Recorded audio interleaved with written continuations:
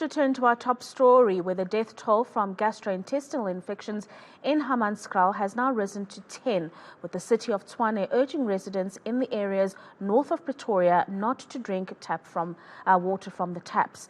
We get the latest now from the Tshwane Mayoral Committee member for Health, Ms. Rina Marx. MMC, thank you very much for your time this afternoon. 10 people confirmed to have passed on from gastrointestinal infections due to drinking contaminated water. And you've also indicated to residents in Hammanskraal and the surrounding areas to avoid tap water.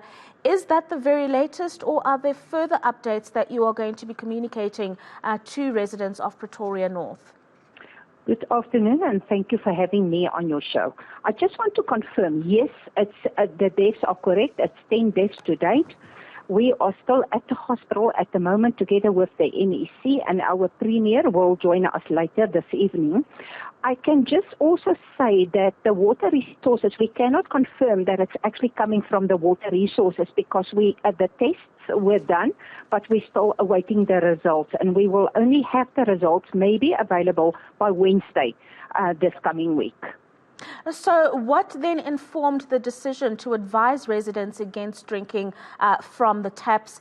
Was it just a precautionary measure that was taken, or were there some preliminary evidence that was found that perhaps the water could be the source of the gastrointestinal infections? The measures were taken preliminary measures, and I can just say to you that we do regular checks on the water. We do sampling of the water on a monthly basis, and then we send it to the NICD in order to determine whether the water is drinkable for human consumption or not. And the latest test result that we received, there was no sign. About 3 weeks back, there was no sign of cholera in the water.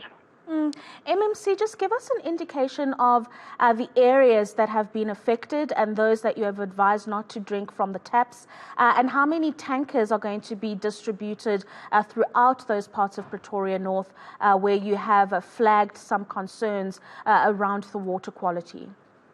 Okay, I'll just help you with some of the areas, just a minute. The biggest area is actually Kanana, Carousel View, Greenfield, Sierman, Hanskekana View, Sekampaneng, and also we learned now today that portion 9 is also affected, and stink water as well. And how many tankers are being dispersed in these affected areas? How many? Tankers, water tankers. Oh, there's normally 52 tankers distributed throughout this region. So there's the tankers are sent to different areas. So that comes from the human resource, from the human MMC's department. He's the one in charge of the tankers. We also spoke to him today. He's on site at the moment as well, and he will look into the matter and make sure that there's enough water tankers to accommodate the community members around here. MMC, earlier on we had an interview with the DG for the Department of Water and Sanitation, and he indicated that the situation in Tshwane is quite concerning because the city does receive an urban settlement development grant which the city was directed to use to fix the wastewater treatment plants. The City of Tshwane not doing this, and the department indicating that perhaps this is what's leading to the outbreak that we are seeing in the city. And there's now court action that is currently being heard. What would your response be to that?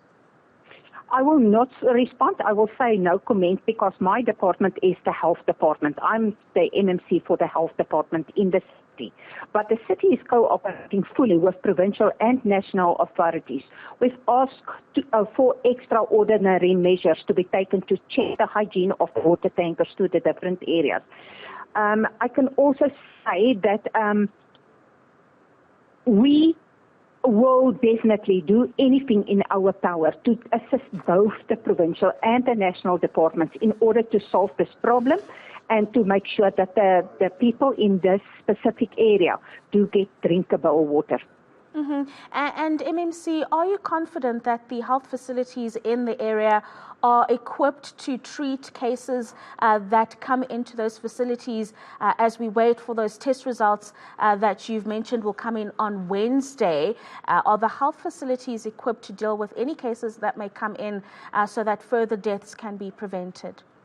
Yes, of course. I've been in this facility in Jubilee Hospital, both yesterday and today, and we've visited some of the wards that's still been closed because of they were prepared for the COVID pandemic earlier on, and they're opening up those wards now to accommodate the patients, and then also the NEC is on board here, and they've organized for some staff members, so the human resources will be sorted out, and they will start tonight with more people on duty in order to look after the patients. Patients come to this area, and if we do have a problem to accommodate the patients because of the totals, we've made arrangements also. She spoke to both the CEO of George Macquarie and Steve Pico to help us to accommodate the patients if we do have more patients that need to be admitted in the hospital. And just a bit of advice to residents of the city, MMC, while we wait for those final test results to see where exactly this gastrointestinal infection is coming from, what advice would you give the residents in terms of drinking safe water or measures they can take to make sure that the water that they consume in the meantime is safe?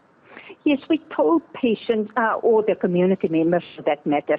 I've put out quite a few media statements on this very same situation as well, because remember, cholera is seasonable, and we do get the sporadic cases every year in the different cities and in Africa. So we have warned the public in advance that they should not import water that they do not think is clean enough for human consumption, and they should cook the water before they actually drink it or use it for their cooking. And also hand hygiene is very important, because you can also have contact with confirmed cases and spread indirect spreading of the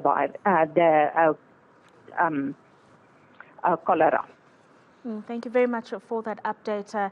The Mayoral Committee Member for Health, Ms. Rina Marx, joining us this afternoon to give us an update of what exactly is happening in the City of Tshwane when it comes to the gastrointestinal infections. 10 deaths have been reported. She says that tests are currently being run and those results will be available from Wednesday. And in the meantime, residents are being urged to make sure that they're drinking clean water and that the water they do have access to, whether it be from the tankers that are being distributed, is boiled before it is consumed.